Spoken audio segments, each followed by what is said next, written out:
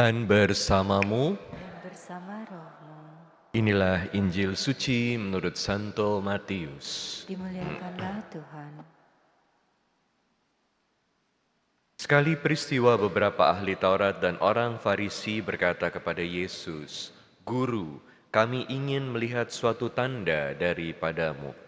Jawab Yesus kepada mereka, "Angkatan yang jahat dan tidak setia ini menuntut suatu tanda, tetapi kepada mereka tidak akan diberikan tanda, selain tanda Nabi Yunus.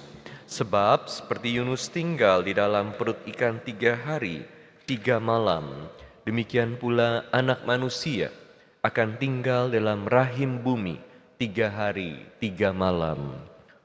Pada waktu penghakiman, orang-orang Niniwe akan bangkit bersama angkatan ini dan menghukumnya juga.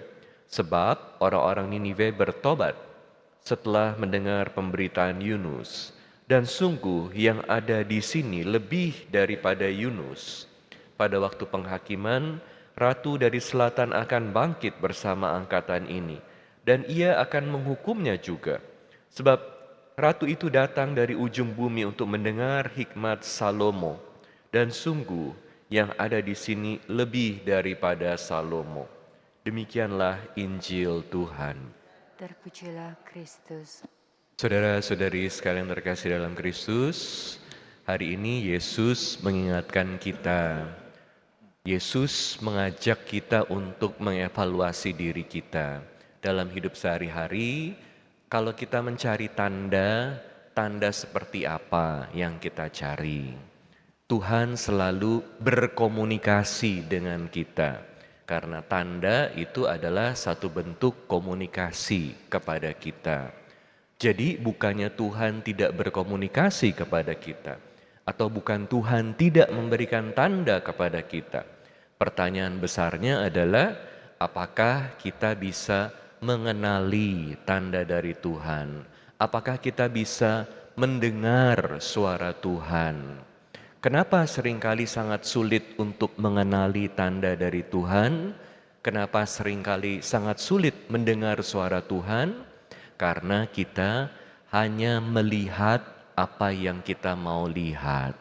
Karena kita mendengar hanya apa yang kita mau dengar. Bukannya karena Tuhan tidak memberi tanda, bukan karena Tuhan tidak berkomunikasi kepada kita, tapi karena kita dibutakan oleh berbagai keinginan kita saja. Seperti tanda yang paling besar yang diberikan kepada kita adalah Yesus sendiri yang menderita wafat buat kita di salib. Tapi tanda yang diberikan oleh Yesus kepada kita adalah tanda yang sangat sederhana. Tanda yang kita mungkin gak mau lihat. Karena siapa yang mau melihat penderitaan? Siapa yang mau melihat salib? Yang kita mau lihat adalah tanda yang hebat-hebat. Kalau kita hanya mau melihat tanda yang hebat-hebat, kita kehilangan kesempatan untuk melihat tanda yang sederhana atau mendengar suara Tuhan yang begitu halus berbicara kepada kita.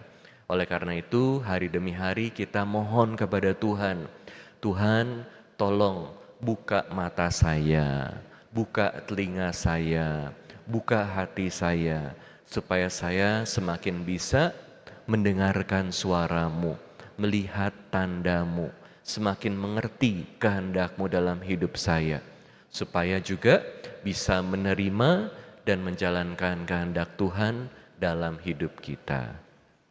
Amin.